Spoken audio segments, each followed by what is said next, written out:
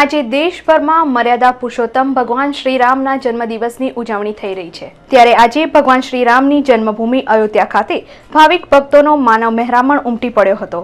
અયોધ્યામાં શ્રદ્ધાપૂર્વક નદીમાં ડૂબકી મારી જન્મના પાપો ધોઈને પવિત્ર બન્યા હતા। આજના દિવસનું અયોધ્યામાં વિશેષ મહત્વ હોય દૂર દૂરથી ભક્તો મોટી સંખ્યામાં ઉમટે છે અને પવિત્ર નદીમાં રામનું નામ લઈ ડૂબકીઓ મારે છે।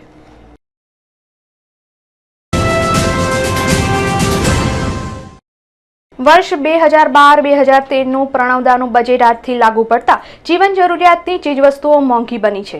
નવા નાણાકીય વર્ષમાં કેન્દ્રએ રજૂ કરેલું બજેટ આજથી અમલી બન્યું છે। આ બજેટમાં સર્વિસ ટેક્સમાં 2% વધારો કરાતા જમવાનું, જીમવા જવાનું વગેરે મોંઘું બનશે। એટલું જ નહીં, આબકારી જકાતમાં વધારાથી સોનું, સોનાની લગડી, કાચું સોનું, સ્ટાન્ડર્ડ સોનું, કાર, મલ્ટી યુટિલિટી વાહનો વગેરે પણ મોંઘા બનશે। જોકે આવકવેરાની મર્યાદા વધારીને 2 લાખ કરવામાં આવી છે, એટલે કે 2 લાખ સુધી કોઈ જ ટેક્સ ભરવો નહીં પડે। આજથી અમલી આ બજેટથી ગૃહિણીઓનું બજેટ ખોરવાશે અને મધ્યમ વર્ગને ભારે હાલાકી ભોગવવી પડશે।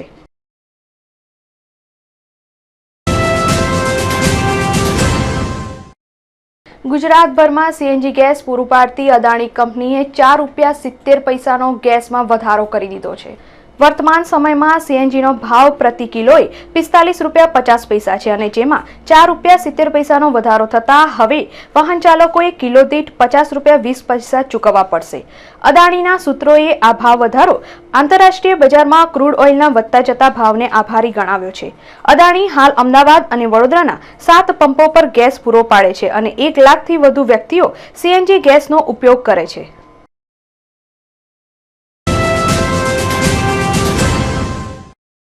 યુજીસી પ્રમાણે પગાર ધોરણ અને અન્ય પડતર પ્રશ્નોને લઈને તબીબોની હડતાલ આજે અમદાવાદમાં રવિવારે પણ યથાવત રહી હતી। યુજીસીના ધારાધોરણ મુજબ પગાર અને વિવિધ માંગણીઓને લઈ અમદાવાદ સિવિલ હોસ્પિટલના તબીબોએ આજે પણ હડતાલ ચાલુ રાખી હતી। આજે રવિવાર હોવા છતાં પણ તબીબોએ સરકારની નીતિનો વિરોધ દર્શાવી ધરણા યોજ્યા હતા।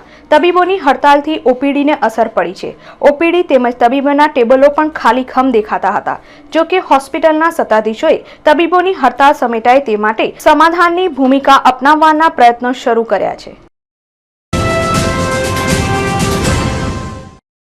ભાવનગરના જોડિયા વિસ્તારમાં કોઈ અજાણ્યા ઈસમોએ પોલીસ ઉપર હિંસક હુમલો કર્યો હતો। ભાવનગરમાં જોડિયા વિસ્તારમાં કોઈ અજાણી વ્યક્તિઓએ પોલીસ ઉપર પથ્થરમારો કર્યો હતો, જેમાં એક જમાદારને ઈજા થતા સારવાર માટે મોકલી આપવામાં આવ્યો હતો। મળતી માહિતી મુજબ દારૂની હેરાફેરી કરતી વ્યક્તિઓએ આ પથ્થરમારો કર્યો હોઈ શકે છે। તેમ છતાંય પોલીસે ગુનો નોંધી આરોપીઓની શોધખોળ શરૂ કરી છે।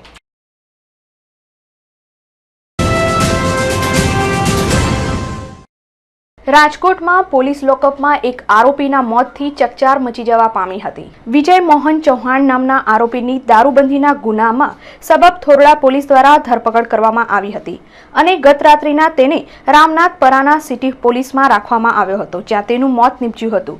જે બનાવને પગલે સમગ્ર વિસ્તારમાં ચકચાર જાગી હતી।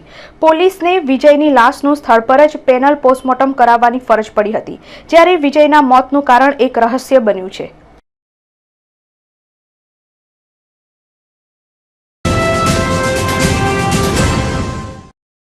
અમદાવાદના પૂર્વ વિસ્તારમાં સોનીઓની એક મહાસભા યોજાઈ હતી। આ મહાસભામાં 1500થી વધુ સોનીઓ તેમજ કારીગરો જોડાયા હતા। આ મહાસભામાં કેન્દ્રની નીતિની આલોચના કરવામાં આવી હતી અને નવી જાહેરાત ન થાય ત્યાં સુધી આંદોલન ચાલુ રાખવાનું નક્કી કરાયું હતું। કેન્દ્રની આ નીતિ નાના પાયે વેપાર કરતા વેપારીઓને કનડગત કરવાની જણાવવામાં આવી હતી। એટલું જ નહીં, કેન્દ્ર લાયસન્સ પ્રથા દાખલ કરવાની પેરવીમાં હોવાનું જણાવવામાં આવ્યું હતું।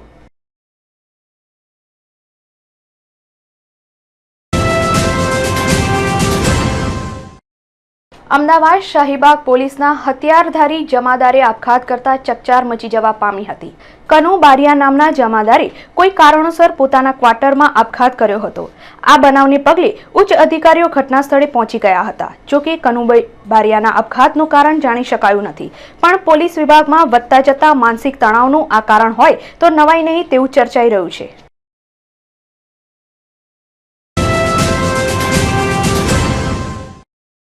સોમનાથ મંદિરના દરિયા કિનારેથી અજાણ્યા ઈસમનો મૃતદેહ મળી આવતા પોલીસે વધુ તપાસ હાથ ધરી છે। સોમનાથ મંદિરના દરિયા કિનારેથી એક અજાણ્યા યુવાનનો મૃતદેહ મળી આવ્યો હતો. આ મૃતદેહ દરિયામાંથી તરતો કિનારે આવતા પોલીસ પહોંચી ગઈ હતી અને લાશનો કબજો મેળવી યુવાનની ઓળખ પડે સહિત મોતનું કારણ જાણવા લાશને પોસ્ટમોર્ટમ માટે મોકલી આપી હતી.